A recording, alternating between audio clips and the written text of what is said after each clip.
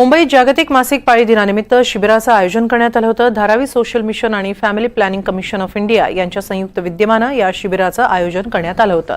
यावेळी महिलांना मासिक पाळीमध्ये कशी स्वच्छता राखावी, थायरॉइड कसं पाहावं, काय खावं, काय टाळावं या संदर्भात डॉक्टरांनी मार्गदर्शन केलं। यावेळी काही महिलांनी या उपक्रमाचं कौतुक केलं।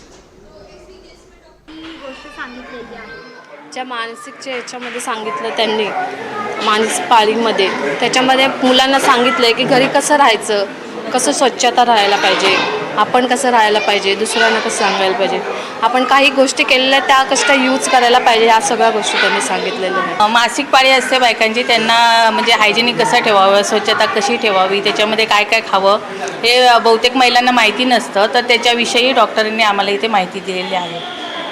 हो, मला तर सेशन आवडलेलं आहे, खूप छान होतं। म्हणजे जे माहिती नव्हतं PCOD वगैरे किंवा थायरॉइड असतं की मासिक धर्म बायकांना नियमित न आल्यामुळे काय काय घडू शकतं हे याच्यामध्ये सांगितलेलं त्याने खूप छान होतं।